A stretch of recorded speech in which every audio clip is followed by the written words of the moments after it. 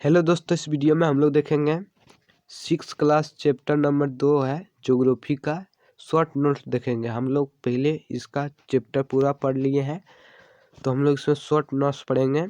Globe का अक्षांश और देशांतर। तो चलिए पढ़ते हैं। हमारा पृथ्वी गोलाकार नहीं है। हमारा पृथ्वी है जो गोलाकार पूरा तरह नहीं है। आगे देखते हैं। पृथ्वी उत्तर एवं दक्षिण ध्रुव पर थोड़ी चपटी हुई है तथा मध्य में थोड़ी उभरी हुई है। ग्लोब पर देशों, महाद्वीपों तथा महासागरों उनके आकार में दिखाए जाते हैं। ग्लोब पर हम लोग महाद्वीपों तथा महासागर उनके आकार देखते हैं। देखिए, पृथ्वी हमारा जो है, पृथ्वी पूरा गोल नहीं है। गोल है लेकिन पूरा गोल नहीं है, अंडा की तरफ है। तो उत्तर इधर हो गया, इधर दक्षिण हो गया, तो यहाँ थोड़ा चपटी हुई है और बीच में थोड़ा उभरी हुई है। तो यही बताया गया है इसमें। आगे देखते हैं। एक सुई ग्लोब में झुकी हुई अवस्था में स्थित होती है जिसे अक्ष कहलाते हैं। ग्लोब हमारा जो है इस तरह रहते हैं, इस तरह। तो इसमें जो रहता है यहाँ झुकी हुई अवस्था, इससे ही अक्ष कहलाते हैं इस जगह को। यहाँ आगे देखते हैं। ग्लोब पर वे बिंदु जिनसे होकर सुई गुजरती है उत्तर तथा दक्षिण ध्रुव कहलाते हैं। जैसे एक ग्लोब है तो ग्लोब में इस तरह रहते हैं, तो इस तरह में जो यहाँ सुई गुजरता है इस जगह पर, यहाँ से यहाँ, उससे हम लोग उत्तर दक्षिण ध्रुव कहते हैं। आगे देखते हैं। काल्पनिक रेखा जो ग्लोब दो बराबर भागों में बांटती है उसे विषुवत वृत्त कहा जाता है। काल्पनिक रेखा पृथ्वी जो है, जो दो बराबर भागों में इस जगह पर बांटता है, इससे विषुवत वृत्त कहा जाता है। आगे देखते हैं। इस रेखा में स्थित आधे भाग को उत्तरी गोलार्ध तथा दक्षिण वाले आधे भाग को दक्षिण गोलार्ध कहा जाता है।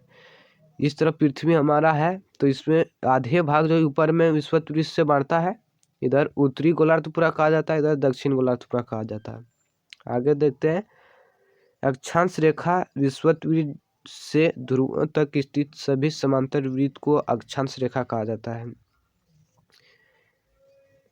अक्षांश जो रेखा है, ध्रुवों में जो इस तरह के रेखाओं, ग्लोब में जो इस तरह के रेखाओं रहते हैं, इस तरह के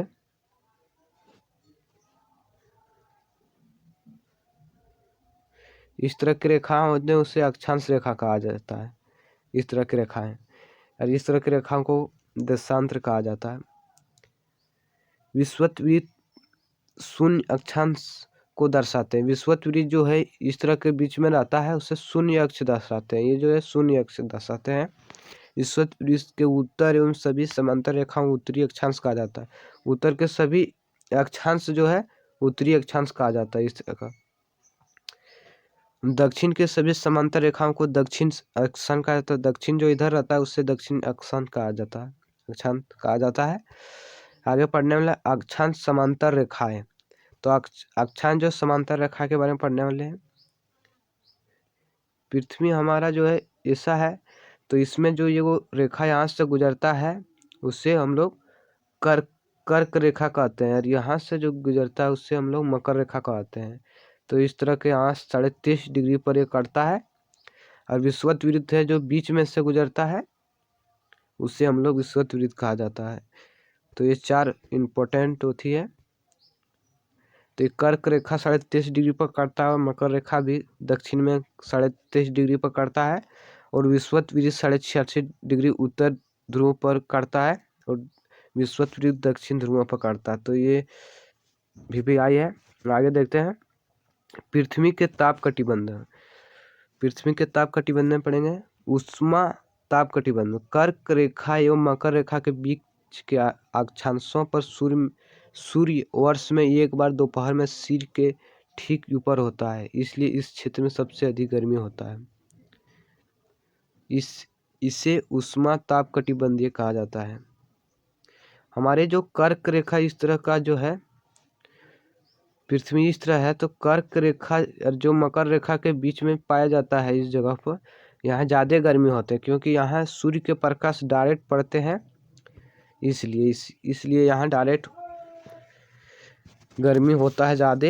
और पेड़ पौधे भी ज़्यादा रहता है, क्योंकि गर्मी होता है तो वाष्प बनता है और वाष्प बन के फिर नीचे बरसता है तो उस जगह पर ज़्यादा होता है, तो इसलिए इसे उष्मा ताप कटिबंधीय कहा जाता है।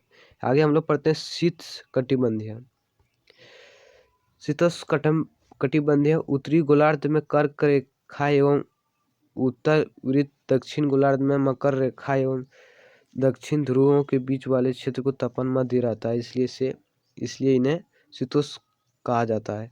पृथ्वी हमारा इस तरह है, तो पृथ्वी पर जो यहाँ रहता है ये कर्क रेखा मकर रेखा होते हैं, और इस जगह पर थोड़ा और यहाँ छूटा रहता है, तो इस जगह पर यहाँ जो रहता है इसे ही हम लोग कहते हैं शीतोष्ण कटिबंधीय। इस जगह पर क्योंकि कर्क रेखा मकर रेखा के बीच में जो रहता है उस वहाँ ज़्यादा गर्मी रहता है, इस जगह पर ज़्यादा गर्मी रहता है, इस जगह पर जो रहता है शीतोष्ण कटिबंधीय रहता है, ज़्यादा गर्मी नहीं रहता है इस जगह पर। यहाँ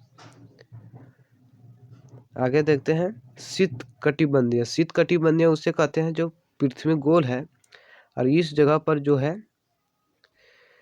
ठंडा बहुत रहता है, क्योंकि यहाँ सूर्य के प्रकाश जो है नहीं पहुँच पाता है, इसलिए इस जगह पर बहुत ठंडा रहता है। इसलिए शीतोष्ण कटिबंधीय उत्तरी गोलार्ध और उत्तरी दक्षिण गोलार्ध में ध्रुवों के बीच में ठंडा बहुत होती है। देखिए उत्तरी गोलार्ध और दक्षिण गोलार्ध में बोला गया है ठंडा बहुत अधिक होता है, क्योंकि यहाँ सूर्य क्षितिज से ऊपर नहीं आ पाते, यहाँ सूर्य के किरण ऊपर नहीं आ पाते हैं, इसलिए यह शीत कटिबंधीय कहलाता है। आगे पढ़ते हैं देशांतर के बारे में। देशांतर उत्तरी ध्रुव से दक्षिण ध्रुव को मिलाने वाली रेखा को देशांतर कहा जाता है। हमारा पृथ्वी इस तरह है, तो उत्तर से दक्षिण ध्रुव पर जो इस तरह मिलाते हैं रेखा को, उससे ही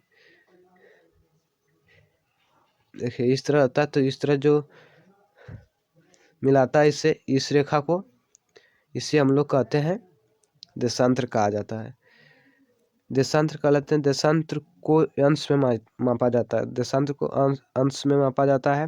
प्रत्येक अंश मिनट को सेकंड में विभाजित किया जाता है। अक्षांश समांतर रेखाओं से भिन्न सभी देशांतर या आमोत्तर की लंबाई समान होती है। देशांतर वृत्त 360 डिग्री का होता है। ये जो घूमता है ये 360 डिग्री घूमता है एक बार में, इसलिए इसे देशांतर कहते हैं। यहाँ में उत्तर के बारे में पढ़ते हैं। इंग्लैंड के ग्रीनिच शहर से होकर गुजरने वाली रेखा को मध्यम रेखा कहते हैं। हमारा जो पृथ्वी जो है पूरा गोल है। पृथ्वी जो है पूरा गोल है, तो गोल जब पृथ्वी है तो इसके मध्य से जो बीच से गुजरता है इस रेखा को आम्योत्तर रेखा कहा जाता है। ये इधर हम लोग को बताता है, इधर 180 डिग्री बताता है पूर्व, इधर 180 डिग्री बताता है दक्षिण। तो इस बताता है टाइम को बताता है, टाइम इसी से मैनेज होता है। तो इस जगह पर यहाँ जो है इसे ही आम्योत्तर कहा जाता है। आगे हम लोग देखते हैं इसका मान जो होते हैं वो शून्य होते हैं। जो यहाँ से जो गुजरता है, यहाँ से गुजरता है, इसका जो मान होता है यहाँ इस शून्य माना जाता है, और इधर बढ़ता है इधर भी बढ़ता है। यह से हमारी पृथ्वी को दो समान भागों में 180 डिग्री पूर्व और 180 डिग्री पश्चिम गोलार्ध में विभाजित करती है। ये जो हम लोग को 180 डिग्री जो है 180 डिग्री पूर्व में जो करता है 180 डिग्री, और 180 डिग्री करता है पश्चिम में, 180 डिग्री करता है पश्चिम में, यहीं से इधर से ये बताया गया है। आगे देखते हैं मुख्य मध्य रेखा विभिन्न देशों में समय निर्धारित करता है। 180 अक्षांश पर स्थित अंतर्राष्ट्रीय तिथि रेखा समय कहते हैं। किसी भी जगह पर उसका 180 अक्षांश पर स्थित रहता है उसे अंतर्राष्ट्रीय तिथि रेखा कहा जाता है। तो हम लोग जो पृथ्वी है वहाँ जो 180 डिग्री पर जो रहता है स्थित उसे अंतर्राष्ट्रीय तिथि रेखा समय कहा जाता है। आगे देखते हैं यह एक ऐसी कल्पना रेखा जो जहाँ एक दिन से तारीख बदली जाती है वह और पूर्वी देशों में पश्चिम से एक दिन या कुछ घंटे आगे चलते हैं। यहीं से हम लोग को टाइम समय बदली जाती है 180 डिग्री से। आगे देखते हैं मानक समय क्या है? समय को मापने का सबसे अच्छा साधन है पृथ्वी, चंद्रमा एवं ग्रहों की गति। तो समय को मापने का समय होता है पृथ्वी, चंद्रमा और ग्रहों की गति से हम लोग समय और डेट मापते हैं। सूर्योदय एवं सूर्यास्त प्रतिदिन होता है, अतः स्वाभाविक है कि यह पूरे विश्व में समय का निर्धारण करना सबसे अच्छा साधन है।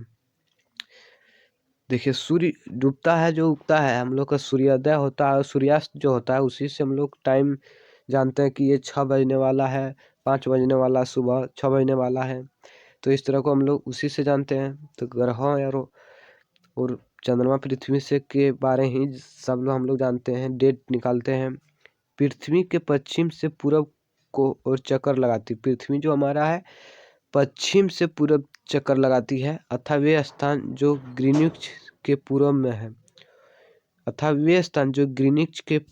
है, उनका समय ग्रीनिच समय आगे है, तथा जो पश्चिम में है उसका पीछे। जो पश्चिम में समय रहता है 180 डिग्री, वो पीछे रहता है। जो पूरब में रहता है वो आगे रहता है। ये अब हम लोग समय के बारे में जानेंगे कि हर देश में हर प्रकार के समय अलग क्यों होता है। तो आइए पढ़ते हैं। समय का अंतर की गणना निम्नलिखित विधि से की जा सकती है। पृथ्वी लगभग 24 घंटा में अपने अक्ष पर 360 डिग्री घूम जाती है। पृथ्वी जो है 24 घंटा में 360 डिग्री घूम जाता है, अर्थात वह 1 घंटा में 15 डिग्री घूमता है। 1 घंटा में जो है पृथ्वी 15 डिग्री घूमता है एवं 4 मिनट में 1 डिग्री घूमता है।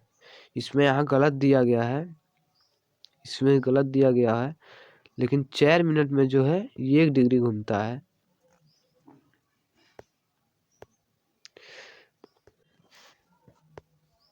इस प्रकार समय जब ग्रीची में दोपहर के 12 बजते हैं, जब ग्रीची में दोपहर 12 बजते हैं, वहाँ जब 12 बजता है तब ग्रीची के समय पूर्व में 1 बजा होगा।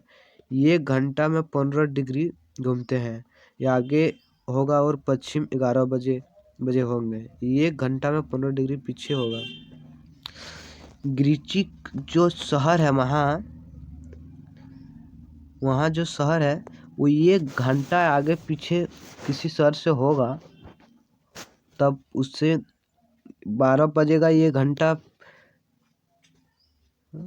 इसमें बताया गया है कि ये ग्रीचिक शहर में जो है, अगर उस शहर में अगर 12 बज रहा होगा, तो अगर दूसरे शहर के बारे में जानकारी लेना है तो जितना डिग्री से उससे आगे है उस शहर, उस देश, किसी भी देश, अगर इस देश में अगर यहाँ 12 बज रहा है, और अगर किसी दूसरा देश में अगर वहाँ 15 डिग्री इससे आगे है, तो वहाँ 1 घंटा जोड़ा जाएगा, इसलिए 1 बजा होगा।